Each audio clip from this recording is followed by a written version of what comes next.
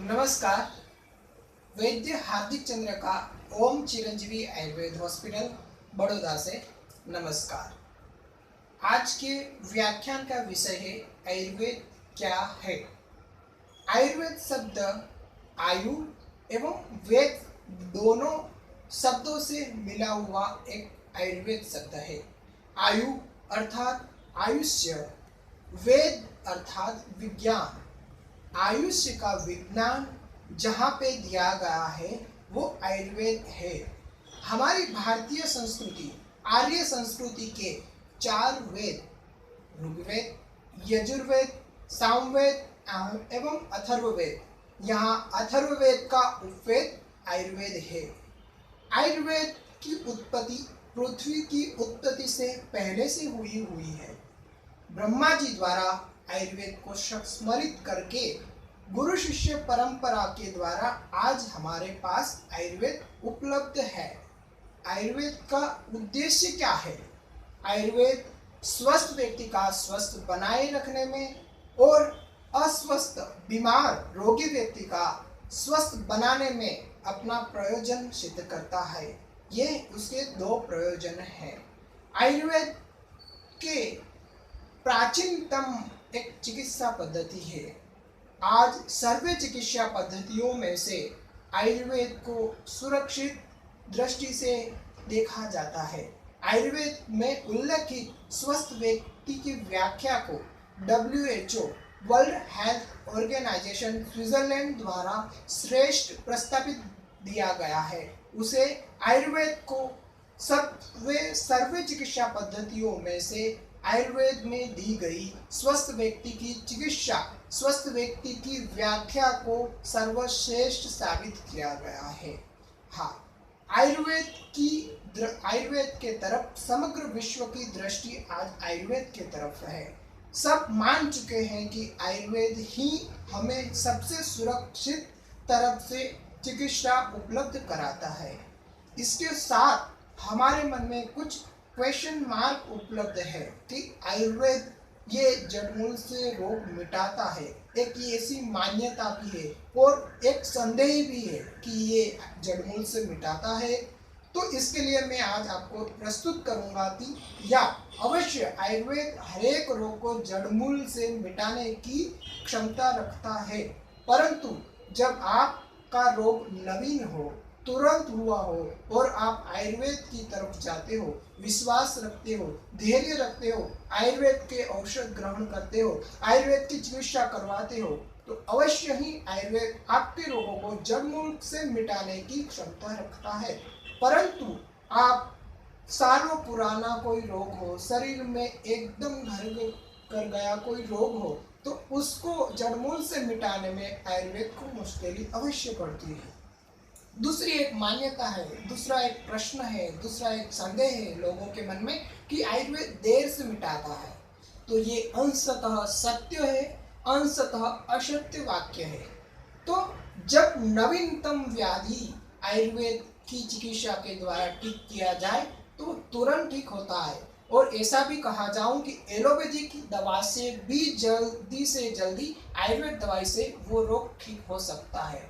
वैसे ही पर आप जब रोग पुराना हो गया हो, क्रोनिक हो गया हो, देरी हो गई हो, शरीर में ज़्यादा खराबी हो गई हो, तो अवश्य ही आयुर्वेद में ट्रीटमेंट करने में देरी लगती है, आयुर्वेद से ठीक होने में देरी लगती है। दूसरा आगे का प्रश्न ये होता है कि आयुर्वेद में लंबे टाइम तक दवाई लेनी पड़ती है।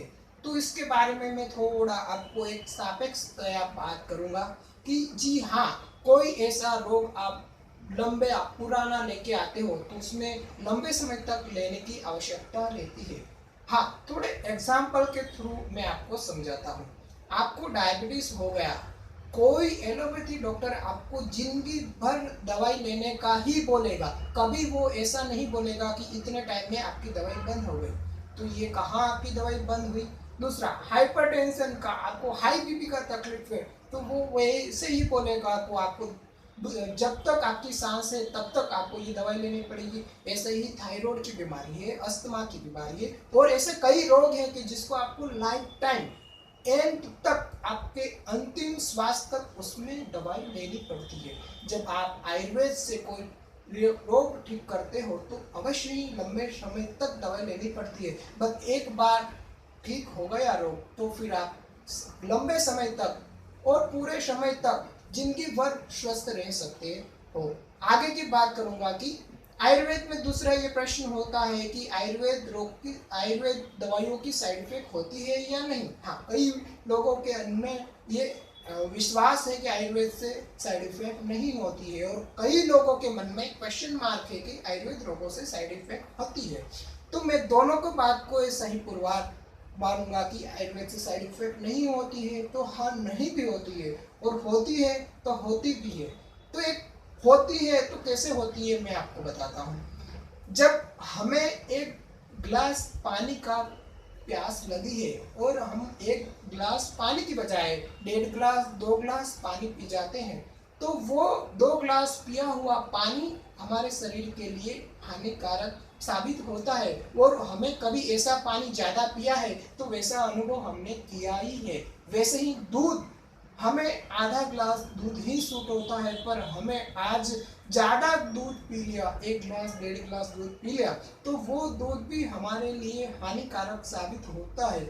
और हमने कभी भूतकाल में ऐसा किया है तो उसका अनुभव भी किया है। तो वही चीज है कि दूध जैसी सामान्य वस्तु, पानी जैसी अति सामान्य वस्तु भी जब मात्रा में नहीं ली जाए तो हमारे शरीर के लिए साइड इफेक्ट उत्पन्न करती है, खराबी उत्पन्न करती है। वैसे ही जब औषध है तो उसको मात्रा में सही तरीके से नहीं लिया जाए, सही वैद्य, शिक्षित वैद्य से, अनुभवी वैद्य से, आयुर्वेद डॉक्टर से नहीं लिया जाए तो वो औषध भी हमारे शरीर के लिए असुरक्षित, साइड इफेक्ट उत्पन्न करने वाला साबित होता है। हाँ, दूसरा ये कि साइड इफेक्ट नहीं होता है। हाँ, अवश्य ऐसी कोई बड़ी साइड इफेक्ट आयुर्वेद दवाई से नहीं होती है, तुरंत खड़ी नहीं हो जाती है कि पूरे शरीर एकदम लाल हो गया, शरीर में एकदम से खराबी होने स्टार्ट हो गई, ऐसा आयुर्वेद में नहीं होता। जिस तरह से एलोपैथिक दवाई में एकदम से रिएक्शन बढ़ जाता है, उस तरह से इस आयुर्वेद दवाई से ऐसा नहीं होता है। तो होता है side effect, but minimum level पे भी उसका साइड इफेक्ट होने की संभावना है, अगर आप मात्रा में सही आयुर्वेद डॉक्टर से बताए हुए, बिना बताए आप दवाई लेते हैं। दूसरा, एक बहुत बड़ा क्वेश्चन मार्क है आज, और मार्केट में डर पैदा करते हुए ऐसा बताया जाता है कि आयुर्वेद दवाई से किडनी खराब होती है, लिवर खराब होता है, लंग्स खराब होता है।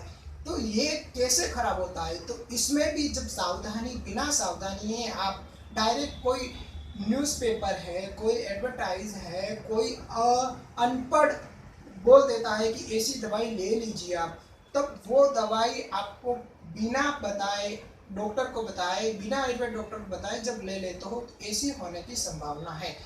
आगे की बात करूंगा कि जब कोई फार्मेसी की दवाई ठीक ढंग से नहीं बनाई गई है तो ऐसे फार्मेसी की दवाई आप डायरेक्ट ले लेते हो तो उससे ये होने की संभावना है।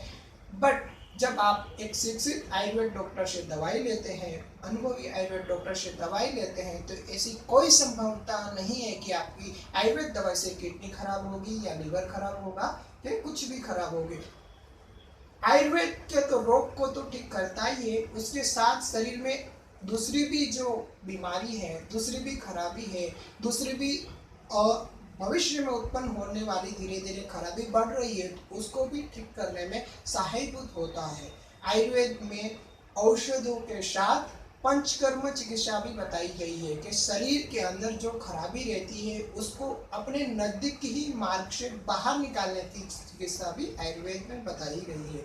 जिस तरह से हम अपना घर हर रोज साफ करते हैं, फिर भी दीपावली के मौसम पर कोई प्रसंग पे हम हमारा घर साफ करते हैं तो ज़्यादा कचरा निकलता ही है हमारे घर से, वैसे ही हमारे शरीर से रोज मल प्रवृत्ति, मूत्र प्रवृत्ति के द्वारा, श्वेत प्रवृत्ति के द्वारा, मल प्रवृत्ति के द्वारा हम कचरा बाहर निकलता ही है। बट जब पंचकर्म करवाते हैं तो शरीर से और ज़्यादा कचरा बाहर निकलता है।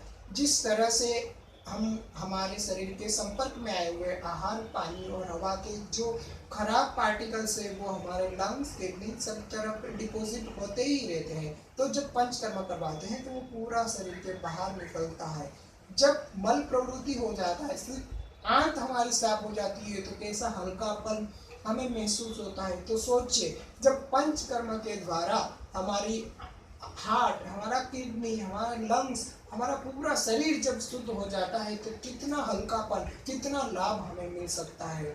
तो अगले व्याख्यान में हम पंचकर्म के बारे में भी बात करेंगे। आगे आयुर्वेद दवाई से और आयुर्वेद की तरफ जाने से हमें कितना लाभ होता है। अब एक दूसरा भी मान्यता प्रवृत्त हो चुकी है कि आयुर्वेद दवाई से एक महंगी दवाई है, आयुर्वेद कॉस्टली दवाई है, पर यह भी इतना सत्य नहीं है। आप अल्टीमेट एक गणित सादा शरीर के मैथ से हिसाब से देखे जाओगे कि आप कोई छोटी बीमारी हुई, छोटे डॉक्टर के पास है, छोटी दवाई दी, खत्म हो गया, बट वो धीरे धीरे खराबी, दूसरी खराबी उत्पन्न करने की एक बीज बो देता है। आगे जाके जो दवाई ली थी आपने, उसमें थोड़ा खराबी लीवर में, किडनी में, हर जगह हो गया।